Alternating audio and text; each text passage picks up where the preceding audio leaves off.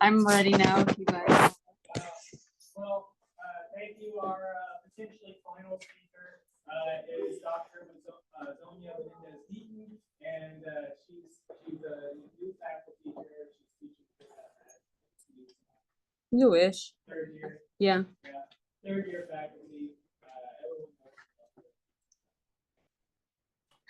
Oh, thank you. I should come more often. All right, thank you. So I'm going to talk about a card game called Set. And so by the name, it should sound kind of mathematical. But right, the person who actually invented the game was not a mathematician, was a scientist working on things with like genes and trying to find different kinds of patterns. But there's a lot of math behind it because you're working with these kinds of patterns. So we'll talk about what the game is, like how to play it. And then there's like this end game thing where you can actually guess what the last card is. And then we'll talk about how do we do that and why that's actually true. So feel free to stop me at any point. Or if there's any questions on this, please let me know. I did forget to bring the cards, which would have been great to actually play a game of this at the end, so that you guys can see like the end game for it. But I am going to buy an extra because I actually lost my set. I'm going to buy an extra for the math club. So if you guys are interested, you can join math club and play a game there, and actually see it in person. This end game thing that we're going to talk about in just a second. Okay. Right, so this was invented by Marcia Falco in 1974, looking to study epilepsy in German shepherds, really trying to find specific types of patterns. This is the extent of what I understand of why she was studying it. So if you want to know more, I'm not the right person to ask, but I'm sure there's more details on this online. Great, so first we're going to talk about what these cards actually look like. Before we talk about the game, just so we get a little bit more familiar with them. So each card is going to have 4 different characteristics. The 4 characteristics are number, color, filling, and shape. And within each one of those 4, there's 3 attributes, right? So they're going to have 4 total attributes coming from the 4 characteristics. In terms of number, it's either going to be 1, 2, or 3. In terms of color, it's purple, red, or green. Filling is going to be striped, filled, or empty. And then shape is oval, diamond, squiggle. I don't think squiggle is an official shape, but this is just what we called it when we played this in grad school. But if you guys have a better name, we can talk about that when we see the shapes. So on a single card, right, there's going to be a certain number of these shapes in this specific color in a specific filling, right? So here are some examples of these. And I know for colorblind people, this can be kind of tough. I wrote it in small letters, so it's kind of hard to see, but I did write G, R, G, P for the colors here, just to make them a little bit more clear. If I missed them in any of the following ones, please let me know. And I think I actually did. And I'll fill that information in as well so that you guys can be a part of it as well. Right, so here are 4 different cards, right? They're different because if I look in one single attribute, I can find something different between the cards. So in the first and the second, I can see that they have different colors. So right, these are all actually different cards. And let's think about the different attributes that all of these have. So let's just go down the line in terms of number. How many of these shapes are we seeing inside the card? We're in the rectangle, I'm representing one single card. So what do I have for my numbers here? Yep, 3, 1, 2, 2. Okay, in terms of color, what do I have going down the line? Green, red.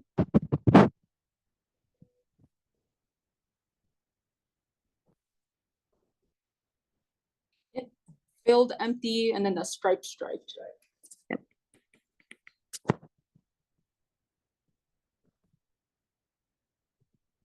Okay, last thing we have is our shapes. So what do I have here? Yep, so hopefully it's obvious that this is a squiggle. At least between the 3 shapes that we have, this is the most squiggle-like than the other ones. Oh, they do. Maybe we can call them peeps now. I feel like that's a more like universal shape. Cool. Okay, great. So we want to feel comfortable deciding what the 4 different attributes are that we have for every single card, because this is going to help us within the game, which I'll explain in just a second. But all the cards are completely determined by these characteristics. So in a set of cards, they're all going to be unique to each other. And I'm going to have all of the different combinations that I can possibly have between those attributes here.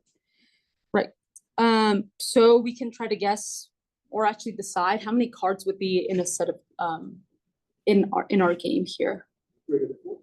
3 to the 4th, right? Here I can really think between each characteristic. There's 4 characteristics.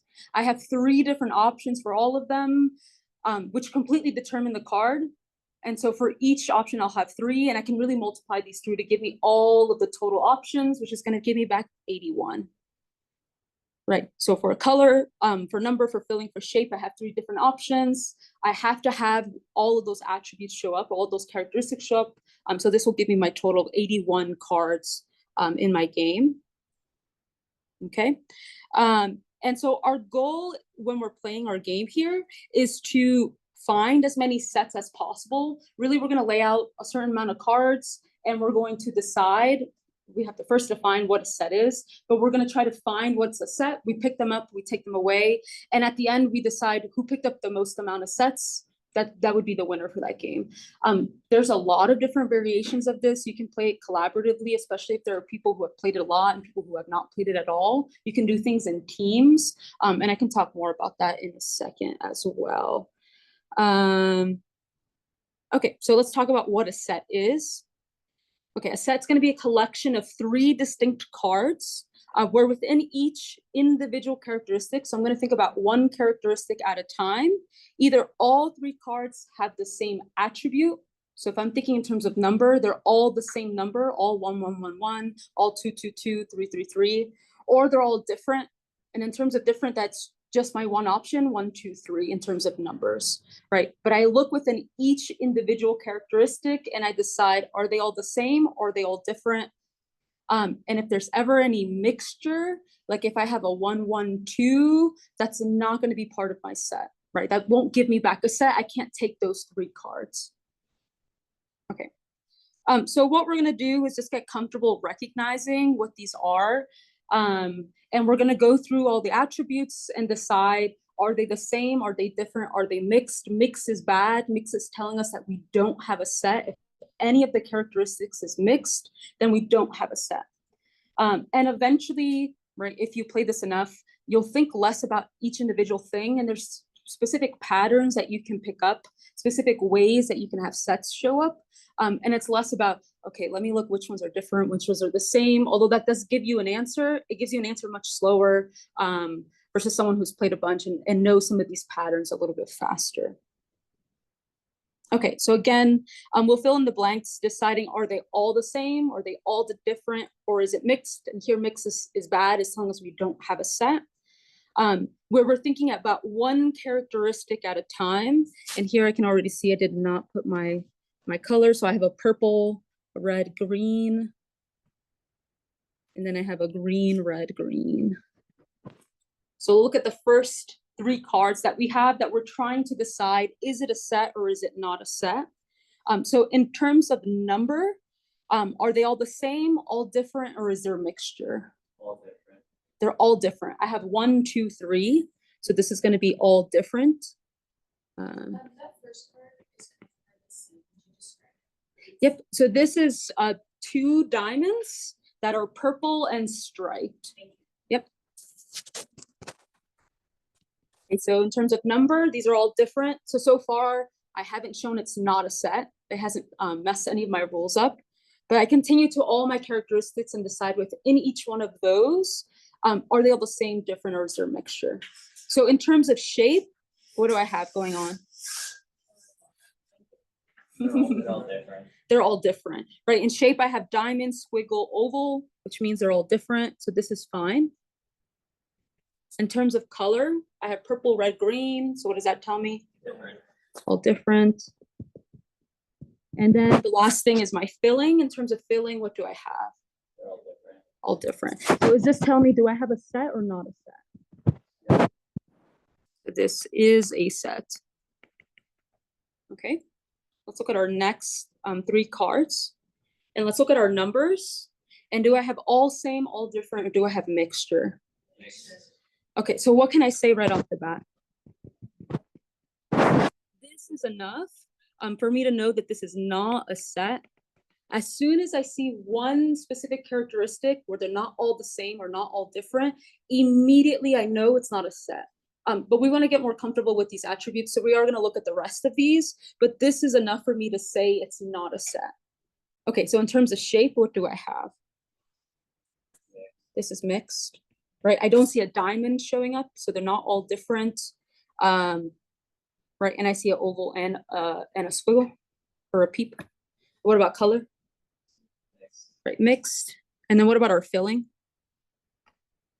These are all different, right? I have filled in, I have striped, I have empty, but this is not enough, right? Knowing that one of my characteristics has this mixture of my attributes, it's not enough for me to have a set. I need within all of my characteristics that they're all either the same or all different. No mixture can show up within each, within an individual characteristic that I'm working with.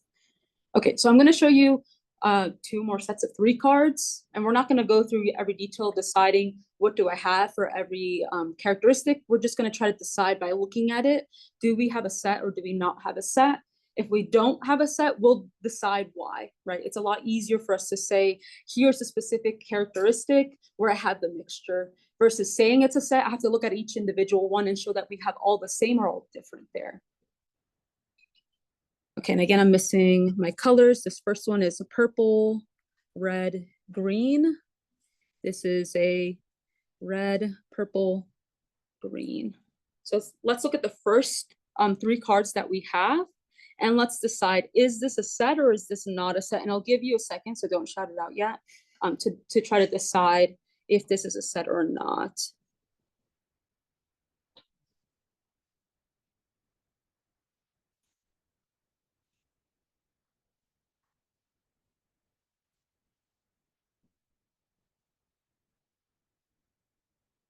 And I'm going to do thumbs up versus thumbs down. If you think it's a set, thumbs up. If you don't think it's a set, thumbs down.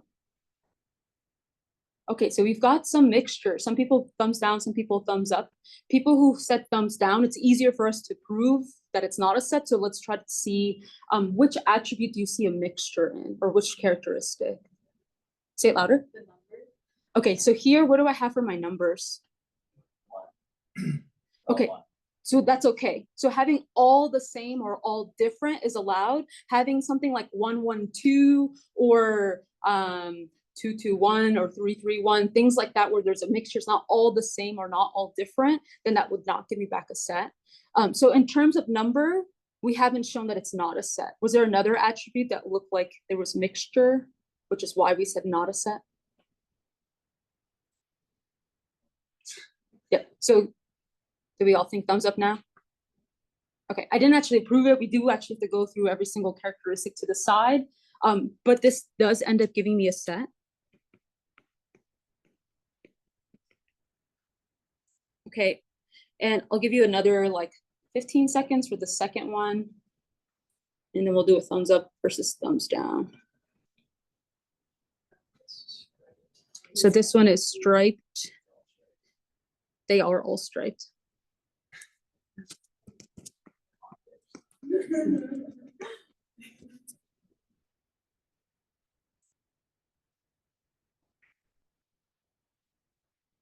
Okay, so thumbs up versus thumbs down. Do we think it's a set or not a set?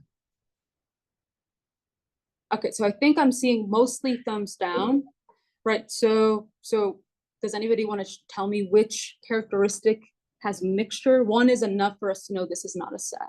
Yeah. Shape. Right, if I look at my shape, I have a squiggle, I have a diamond, and if this was going to be a set, the last one, knowing the first 2, tells me it has to be an oval, which it's not. Right, so here I have this mixture in my shape, so this is not a set.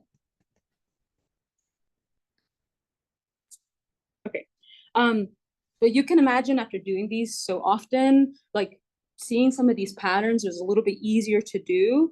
I think personally for me, when the mixtures are different, that's when I have a harder time to decide, are they a set or are they not? But I think personally, the ones that are the most difficult for my eyes is when everything is different, right? When they're all different, it's kind of hard to decide which attributes am I looking at, because everything is so different from the other.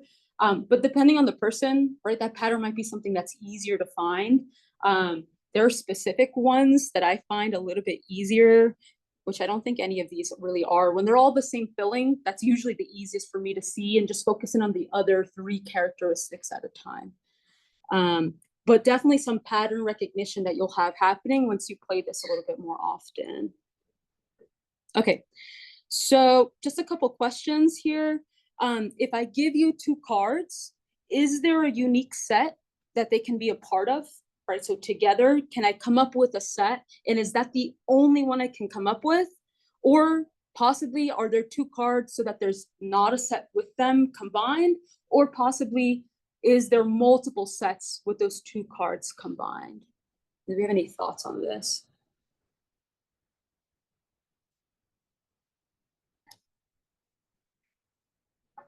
There's only one option, because in each category, there's only 3 options, and if you gave 2 cards, and you're picking 2 out of each category, so there should be 1 left. Yep, so that's completely right.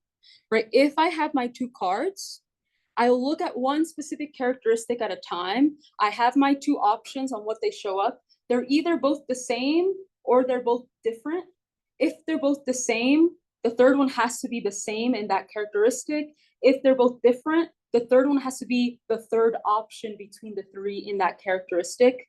And because every combination of cards shows up, then that third one has to exist in my game somewhere in this set of cards, right? So for any 2, there's a unique third card that makes a set between the 3 of them, right?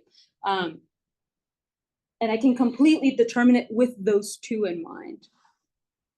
Okay, what if I change the question slightly and we thought about, what if we had 1 card instead? Is there a unique set that it can be a part of? Okay, can you guys give me an example of a card? It may be more than 1 sets that it can be a part of. The options because of the same versus different. So if I think in terms of one characteristic, let's say it's the number 1, either they can be all the same, they're all going to be 1, or they're all going to be different, and it'll be 2, 3. Right. So just in that case, and that one specific characteristic, I can see that I have multiple options on what those characteristics or attributes will be. And the same is true for all 4 of my characteristics. Right. So it turns out that I actually have a lot of options on the different ways that 1 card can be part of a set. It turns out that there's 40 unique sets. In total, I have 81 cards. Okay, so if I take away the 1, I have 80 cards left. And if I pick any other card in my deck that's not that 1, I know there's a unique one there. It's pair that makes the 3 into 1 set. And so really I can think they come in pairs. So I take my 80 divide by 2 and I get 40 total sets that I can have with that single card there.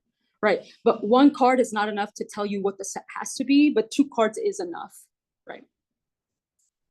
Okay, and every other card can be combined with the single one to give you a new set here. Okay, so during the game, you're going to place 9 cards down, usually 3 by 3 grid to make it a little bit easier to work with. And the goal is to look for these sets. Right, as soon as you see one, you call it out, and then you take those 3. Usually we verify that we actually have a set, especially early on. It's easy to confuse what's a set and what's not a set. And if you don't pick up correctly, the end game that we'll talk about later is not going to work, right? So that end game is really dependent on us using the rules correctly here. Okay, great. So it turns out with just the 9 cards that you have, so 9 random cards from your game, is not enough to be guaranteed that you'll find a set there. It's actually kind of rare to find them. It turns out that you need at least 21 cards to be guaranteed that a set will show up. There's a weird proof for this with some geometry behind it, something about affine planes and projective planes, which is definitely not something that we talk about at the undergrad level. But there's some cool ways to think about lines between these cards that make up a set, and different ways that you're going to be able to tell that you're guaranteed to get a set. So in a 3x3 or a 9 cards on the table, you're not guaranteed to have one. So something that we want to be able to do is decide, when do we not have a set? What things should we look out for? Because if I don't have a set, I don't want to stare at this the whole time. And I want to decide, when can I add more cards to try to find a set within those? Okay, so we'll have to agree that there are no sets on the board, and then we add more cards. So you don't always have to add multiples of 3. You can just add another card if you've already added multiple. Sometimes adding a lot more cards, it makes it harder to find the patterns within. And we're going to see in a second, it can be kind of hard to actually agree that there are no sets, right? We can think about how to prove things like this. Is really dependent on the cards that we have showing up. And early on, this is going to be something that's hard to do. So sometimes we just skip that part. If no one can find one after like a minute or so, we just add more cards and it's not a big deal. Yeah. When you're playing this game, it's like any 3 cards, doesn't matter like row or column. Yep, I just need to find 3 cards that are laid out that give me back a set. So they don't have to make a line or anything like that. They just have to show up facing on the board there. Yep. Any other questions?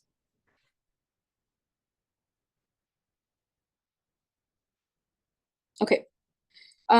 So we want to decide, how can we convince ourselves that there are no sets on the board?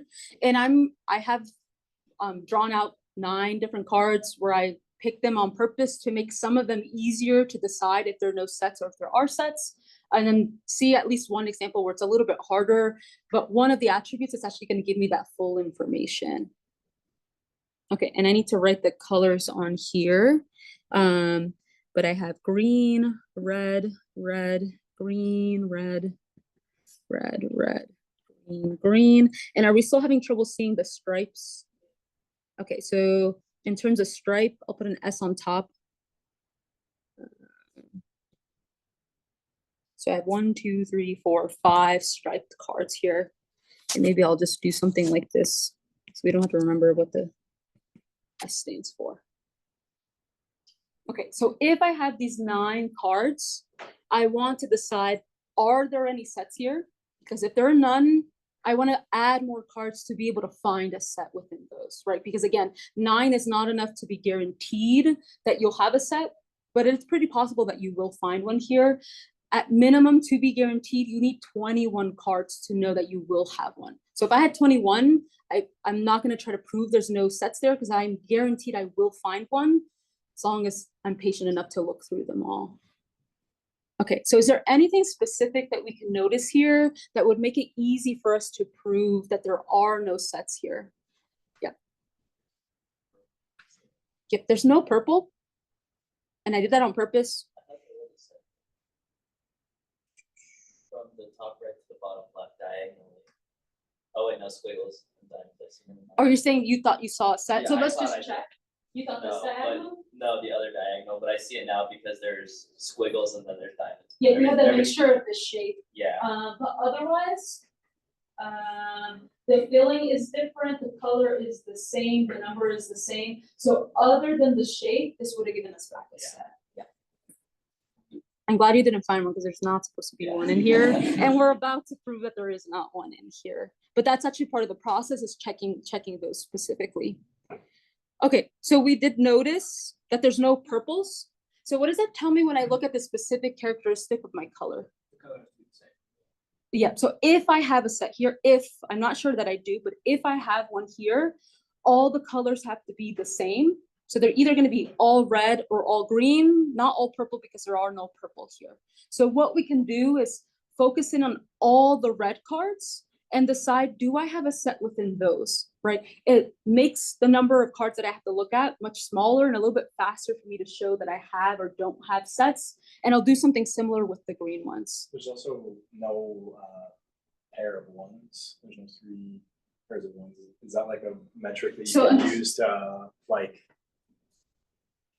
So you're saying 111, Yeah, or for you're the saying, number, there's no 3-7. so all ones is what you're Yeah.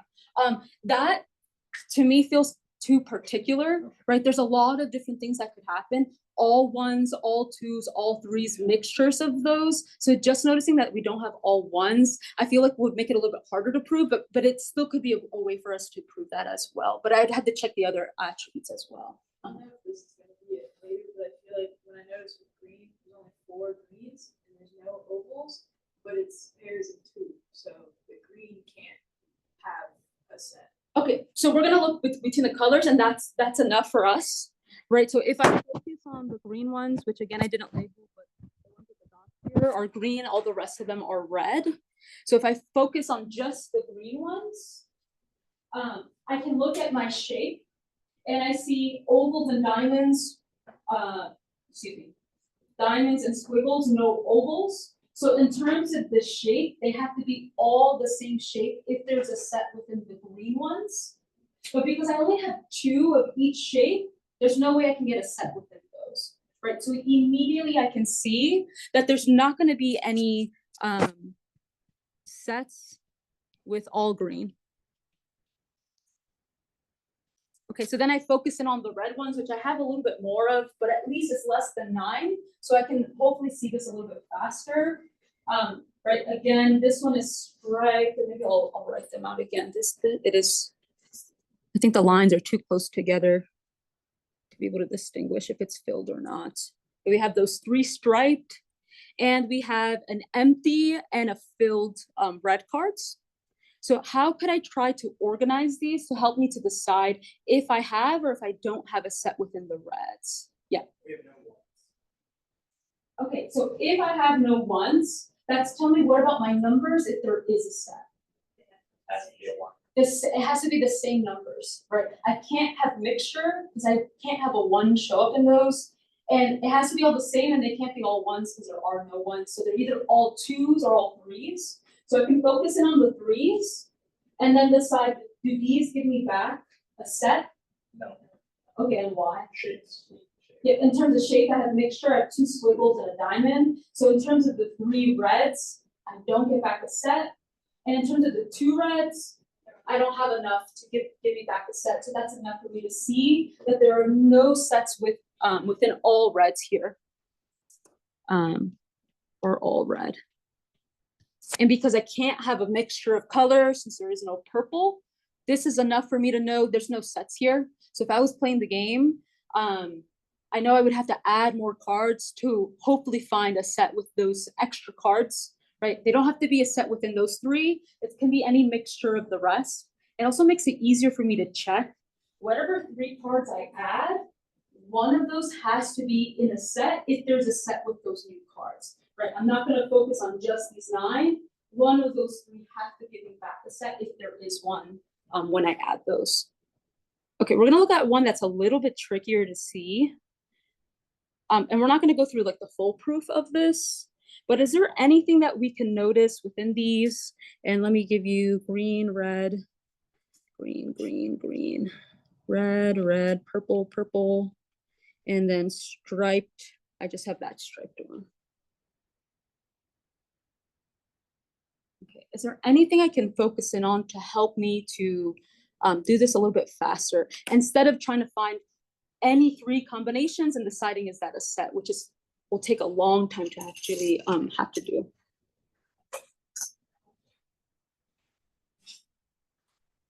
Yeah. First 2 things I noticed off the bat are there's only 2 3s and only 1 striped. So not discounting the 1 striped, but I feel like it would be easier to, at least for me, kind of get rid of it. Yep. So what we can do, and I think the thing that's the easiest to work with is when we either have 0 of something or 1 of something. Once we get that past that point, 2 is actually not that helpful for us, but 1 or 0 of them, last time we had 0 purple, this time we have only 1 striped. We can use that to our advantage. So now I can have a striped in one of my sets, unlike the last one. So I want to decide, are there any sets where the stripe is included? And then on its own case, are there any sets where the stripe is not included? So that would mean all the same filling or all different filling where that striped card had to be one of the cards there. Right, so one of these is likely going to be a little bit harder, a little bit easier to decide. If I take away an attribute completely, it makes it a little bit easier for me to decide if I have sets left or if I don't. So the easier one would be to decide if they're all the same filling. So if they're all filled in or if they're all empty, do I have any sets there? Right, so I'll look at all my filled ones, and I only have 2. So immediately I know I can't have all the same filling where it's filled. So I look at the empty ones, which I have quite a bit. I have 1, 2, 3, 4, 5, 6 of them. And within those, I want to decide, do I have a set or not? Right, so this can get much more challenging, especially if you really do have random cards on the board. Unlike the ones that I picked where the first one, right, no purples, made it much easier for me to actually be able to decide if there are no sets or not. Again, after a while, you see some of these patterns much faster. And you can almost just eyeball that there are no sets left. But if you actually want to prove it, it takes quite a bit of work to decide how can I break these up into small cases and work with those to decide if there are no sets within those.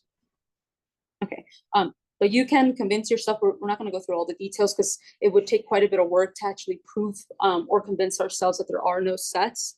But I can actually give you a better one. Within the 18, there are no sets. Right. Again, you can't be guaranteed to have a set unless you have 21 cards show up. So 20, 19, 18, 17, all the way down to 3. I'm not guaranteed to have a set.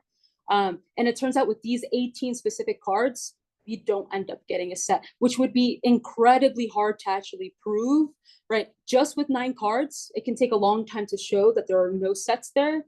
But with 18, right, we made that problem much harder to actually solve for. Okay, but again, I didn't want to prove the one for 9. We're not proving the one for 18. Okay.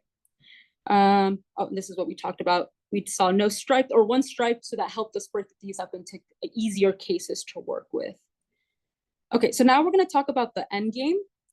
There's a way for us to determine what the very last card is going to be during a game before flipping it. So as long as we didn't mess up earlier, as long as we actually picked correct sets every single time that we pulled them away, then the last card we can actually completely determine. And what we're going to do here is we're going to talk about how to represent our cards in terms of vectors. So one spot for each characteristic, and then decide what do we want each spot to represent. What will the attributes be there, and how will these interact with each other is what we'll look at here. In the end game, it's like you have the 81 cards, you found sets, and then your last left the one last card out of the 81. Yeah, so I have all my 81. I don't start with all 81 out or all 80 like flipped over. I start with my 9. I find sets, I take them away, then I add every single time. And so at the very end, if I'm left with, let's say, 3 cards, I put down 2, I flip down 2, and I keep the last one to myself, and we determine what that last card has to be, right? So we can say exactly what all the attributes are just by what's left on the board. So I don't even care about the sets that I took away. I just care about what's left on the board, except for that one that I didn't put down. 2 cards, or could it be more? So I'm leaving behind 1 card. We're just guessing what that 1 card is. So here we're always taking multiples of 3 because I take 3 for a set. So there's no way that you can be left with things that are not multiples of 3. Because if I start with 81, a multiple of 3, I take away 3 multiple times. What could happen is I'm only left with 3. That would be a perfect game if I can take away all of the cards. That's very hard to actually happen. But the least amount that I could have is 3, and so I would leave 2, and I decide what that third one is. And that would actually be the easiest case for me to actually decide what that third card would have to be.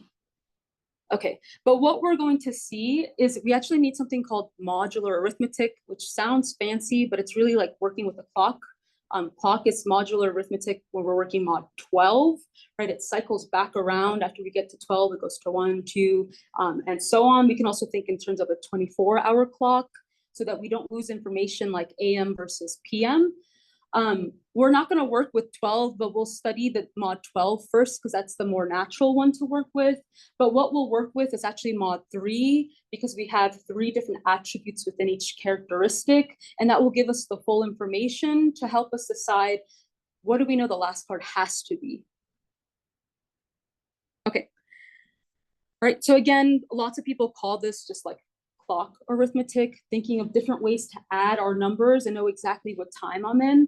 So let's say it's 5 o'clock and I asked, what time will it be in 25 hours, right? I can think in terms of my clock, 24 hours gives me the same exact time. Then I add one more. So if it was 5, it's gonna be 6 p.m. of the very next day.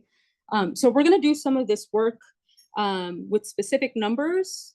And we're actually going to be able to see this in terms of dividing and remainders. Remainder is really going to be that answer. And we can write that in terms of multiplication as well, right? Anything you write in division, you can write in terms of multiplication or vice versa. Okay, so let's say it's 10 a.m. right now. And we want to decide what will the time be in 5 hours, right? So just like I said last time, I'm just going to add 5 to my 10 and then decide what does that number actually represent in my time here if I'm thinking mod 12. So if I'm thinking, right, AM and PM are really the same, I just think 1, 2, 3 all the way up to 12. Right, I'm gonna add my 5 to give me back 15. But I really want to think, what is this 15 representing on my clock? So I can think I have 12 hours and then I start to repeat. Right, on my clock, I only show 1 all the way up to 12. I don't show 13, 14, 15, all the way up to my 24. Right, so here I can write my 15 as 12 plus 3. As long as I did my math right there. And maybe let me use a different, I think purple is not a good color. That's better. Okay, so this is really saying 15 or 10 o'clock now, 5 hours later, is the same as 3 mod 12, right? Again, we're using mod 12 because we're using 12 hours on a clock. If I only had 5 hours on a clock, then I would say mod 5 instead. And then think about when do I have that repetition? What actual time am I working with here? The only thing that we're missing when we do this is it AM or PM? So here, because it's between 12 and 24, I know that this is representing PM here.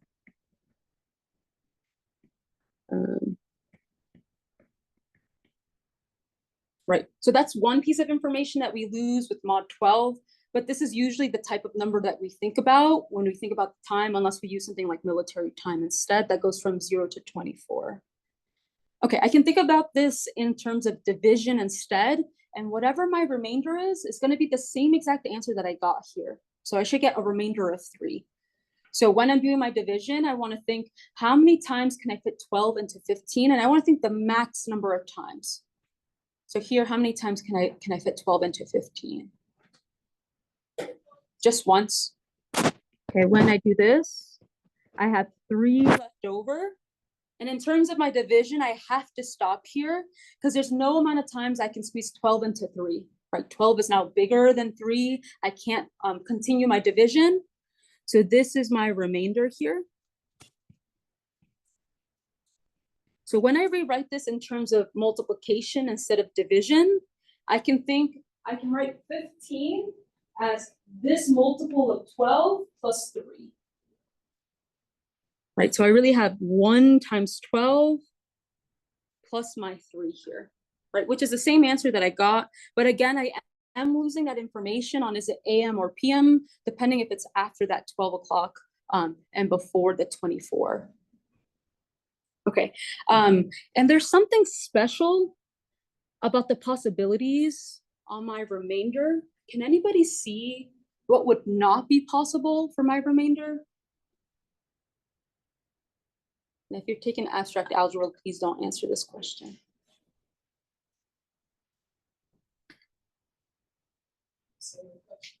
Yep. Are there any restrictions on my remainder? Is there anything it can't be? Or do I know exactly what different values I can get here if I'm thinking divide by 12? It can't be negative. Okay, they're not going to be negative. Anything else? I have to be between 1 or 12, and really I'm going to think between 0 and 11 because if my remainder was 12, I could have multiplied by the next biggest integer, and then I'd have a remainder of 0 here instead. So I'm really going to think from 0 all the way up to 11 are the only possibilities that I have for my remainder here. So it'll be from 0 all the way up to 12 are the possibilities for my R. Oh, thank you. 12 and 0 really are representing the same thing here, right? If I wanted to write this mathematically, this is my symbol for in or an element of the following set, and I'll put my my little squigglies here to tell me these are the sets that the elements that I'm working with. The first one tells me where I start. The last squiggle tells me where I end. They don't have to go in this increasing order, but it makes it easier for me to know exactly what I have here. And so I don't have to write every single element. I can put those dot, dot, dots. And maybe I should have written at least the next number so that I can see what the pattern is here, but really are just going up by 1. Okay, so let's make the problem a little bit more complicated. Let's say it's 2 p.m., which I guess we could change it to 3 since it's actually 3 p.m. now. So let's say it's 3 p.m. and our goal is to decide what time is it 100 hours from now, right? So this is a little bit trickier. The same system that we did previously is going to work just fine, but it's going to be harder for me to guess, right? Just adding by 5, I knew exactly what time I was going to be working with here.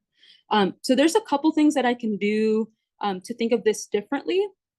I can think about 2, or really I'm thinking about 3 p.m. here. In terms of a 24-hour clock, that's the same thing as 15 hours after midnight, or 1500 if you're thinking military time. So 100 hours from now is the same as 115 hours from that midnight before, right, the last midnight that we just had.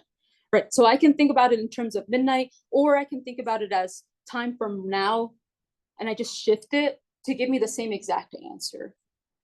Right, so we'll think about both, and we'll see we get the same exact answer. If we didn't, then something went wrong. And I just need to change this 1:14 to 15, and we're starting at 3 p.m. instead. Okay, so again, I can think about this 100 hours from now, from our 3 p.m. by thinking about dividing 100 by 12 or by 24. So this time I'm going to do it by 24 so that I know if I'm in the AM or I'm in the PM, because I'm going so far in advance, multiple days are going to pass by, and I want to make sure I actually know, am I in the morning or am I in the evening? Okay, so this is why I'm going to think mod 24 instead. So I can think, how can I divide 100 divided by 24? I can write that in terms of multiplication instead. So how many 24s do I have fitting in 100? Say it louder. 4. Okay, so if I have 4 here, my total would be 96. So is it 96 with a remainder of 4? Yep. So here, I just really wanted to make sure I didn't have another set of 24 I could fit in here, right? I'm only off by 4, which is less than 24. So I really know this is the max number of times I'll see 24 show up inside of 100. Yep. Is it going to be 7 p.m.? Yep, so I take my current time, because it's 100 hours from my current time, and I'm gonna add 4 to it. So 4 hours from now is the same as 3 plus 4, or 7. And I want to decide, is this AM or PM? Okay, and why?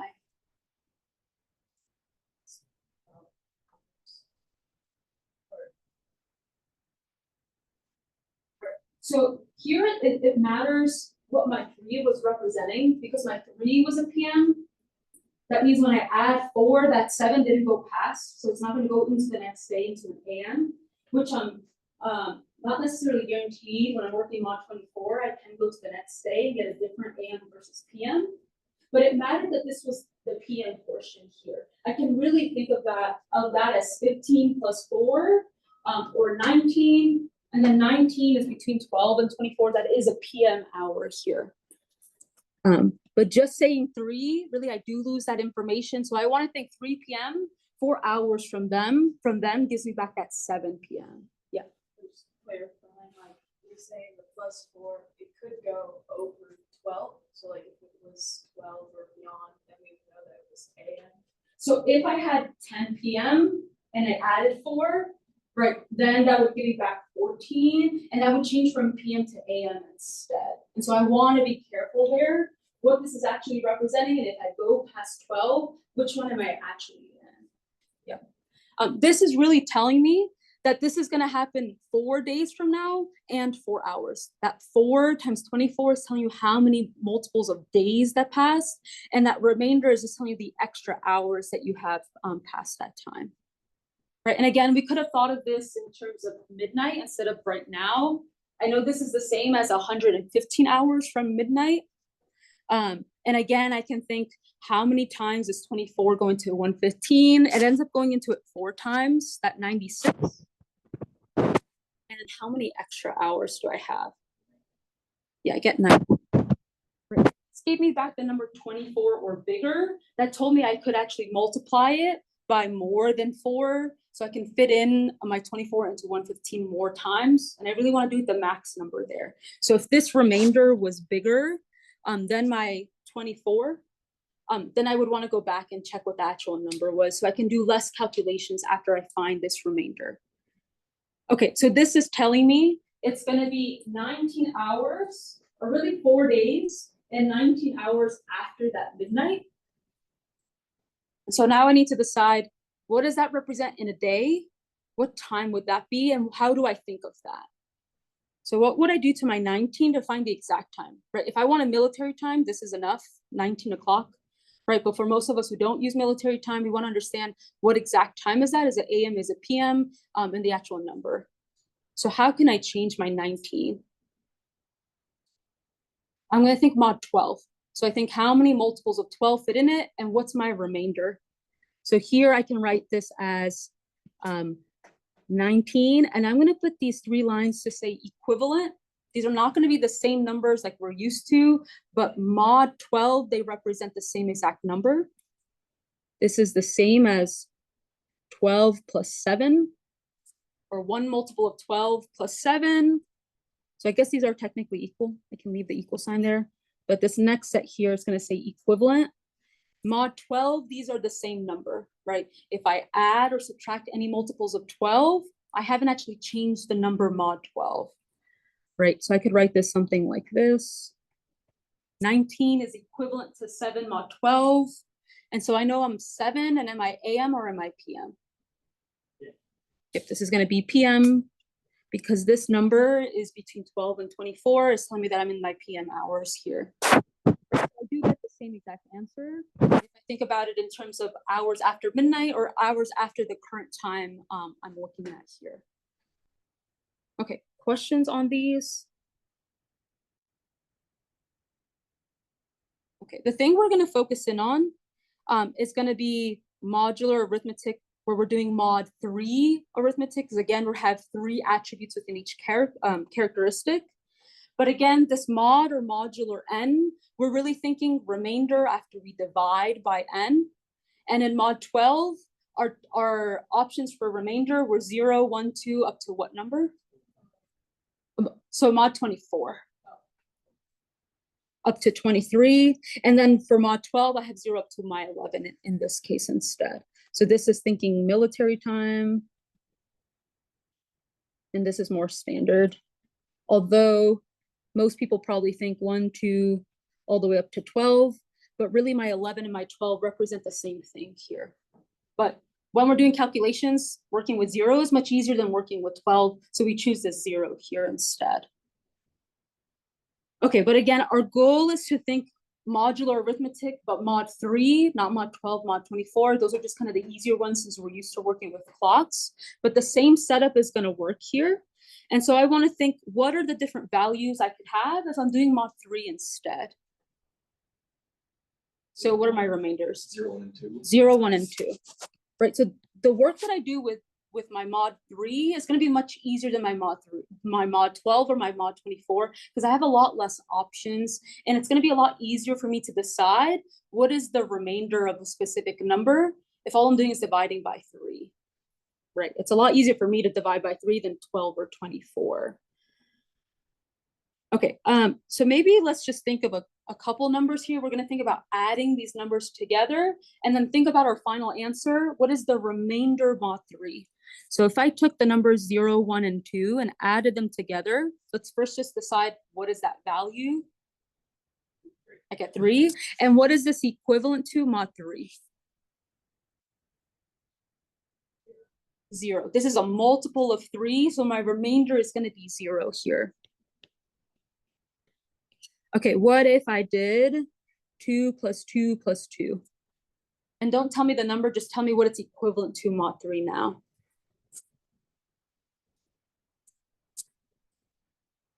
Okay, I heard 0 and I heard 2.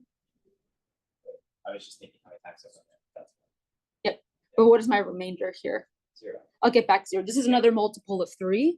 So this is the same as 0 mod 3. I really want my answers to only be 0, 1, or 2.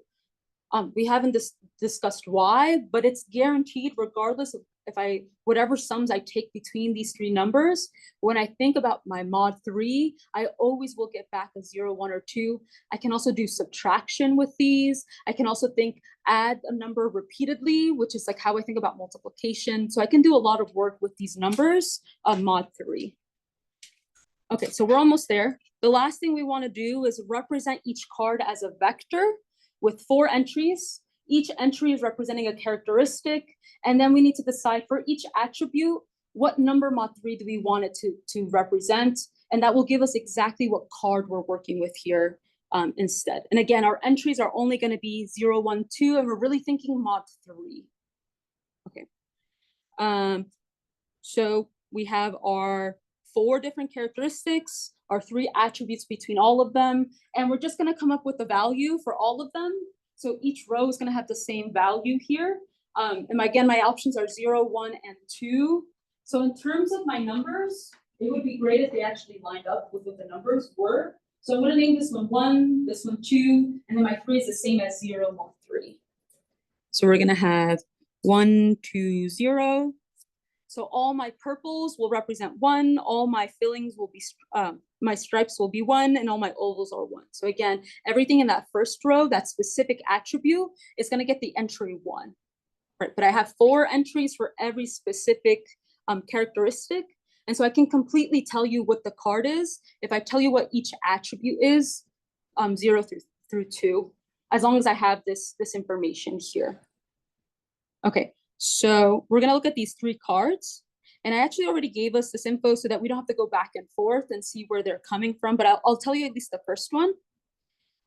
So the first number, the first entry that we have is going to be the number, so that's going to be the easiest one to recognize. I only have 1 in all of these, so my first entry in all of them have to be a 1.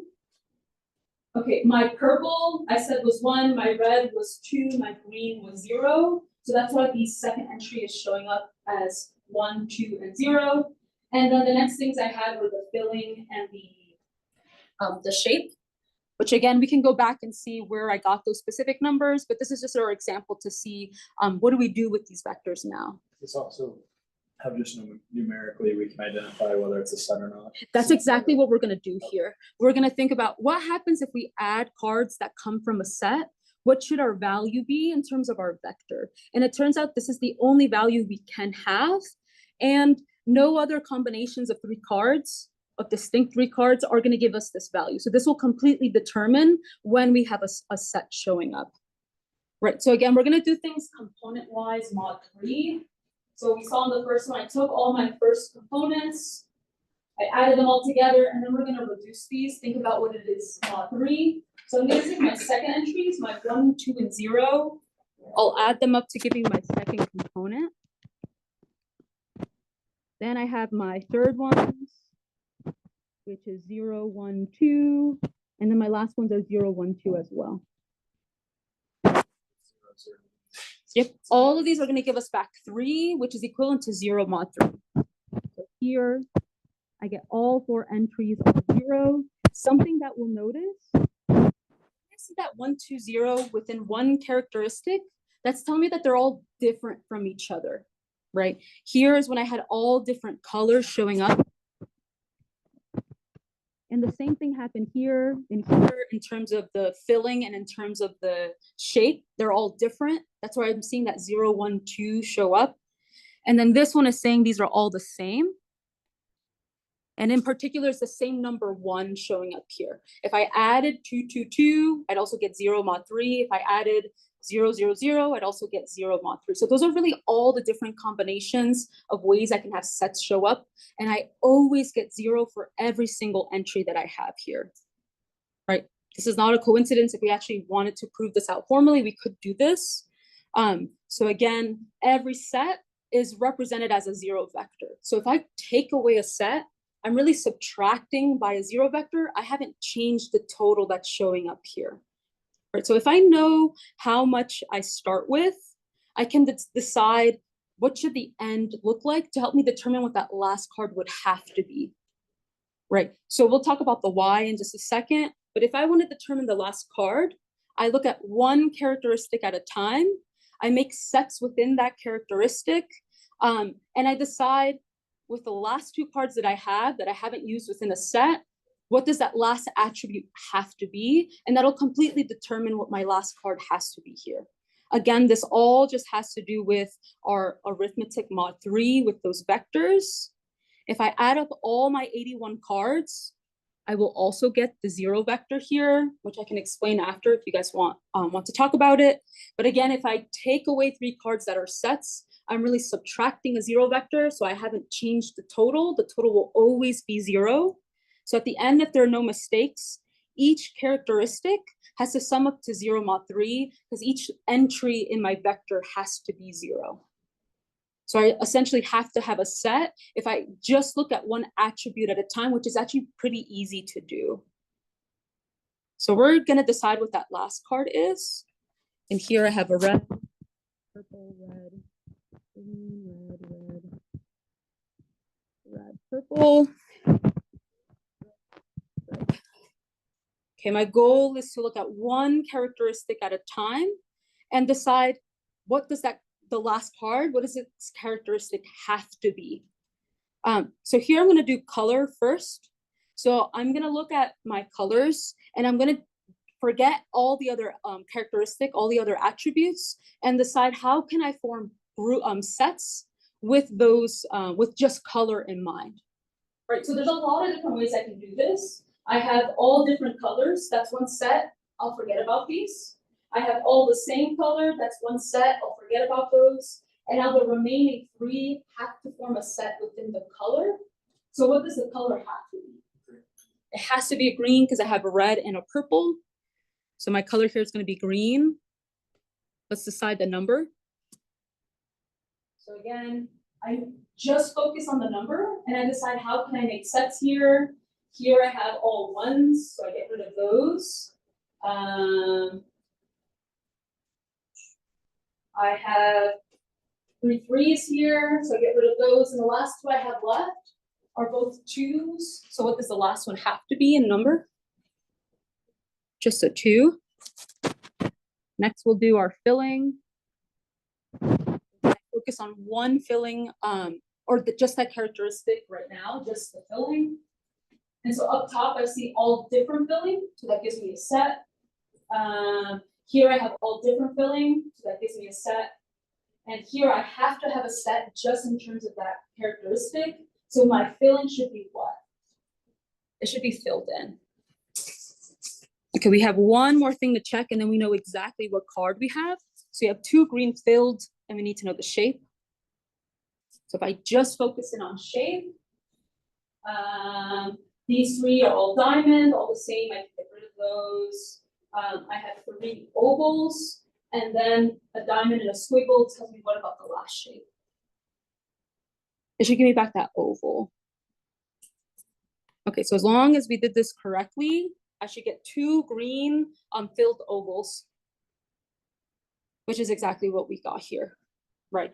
In a game, it's much more satisfying because, right, I could have just cooked this up nicely so that it would work nicely for our example. But as long as you play the game correctly, as long as you take correct sets, this should always work. You should always be able to guess what the last one is. And it turns out that we also have a set with this one, but if I didn't have it included, I didn't have any sets in here. But that's extra, right? We'd have to do some work to actually be able to prove something like that. Okay, but I am over, so I'll stop there. Thank you.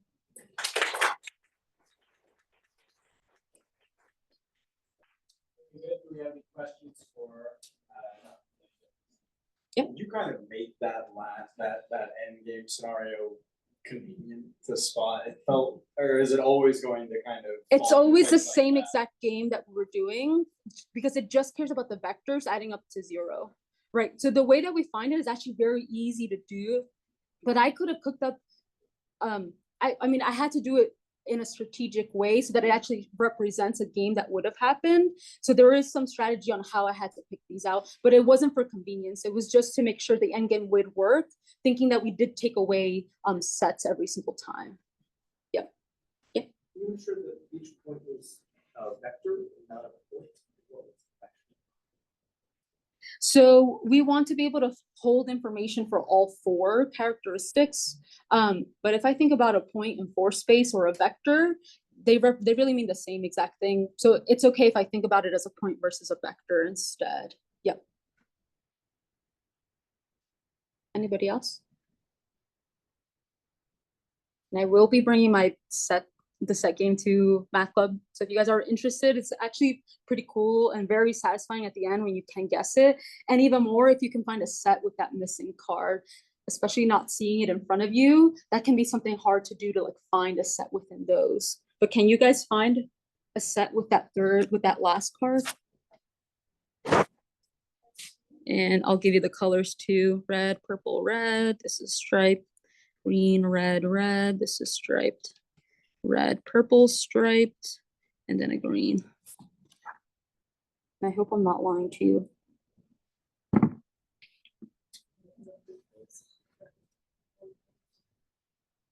Okay, so the green one and which other 2? Yep, and if you had just told me this one, I could completely determine what the set is as long as it's there, right? I had the same shape, so they have to be oval, different color, so it has to be red, different filling, so it has to be empty. And I think about all the attributes, which gave us back that one red, empty, oval here. And possibly there's more with just that one, but definitely that one set is showing up there with those 2 green filled in ovals. Yep. But there's actually a bunch of other math behind here. There's like not textbooks, but like kind of fun books to like read through. Things like projects for like capstone you can find from here because there's some more advanced math that shows up here other than modular arithmetic to find these answers. I think it's pretty cool. And then finding those patterns can be like a lot of fun when you're actually playing the game and not just thinking characteristic or vectors. That can be really hard to think what is the vector of that specific card. But that pattern recognition is what the game ends up being like.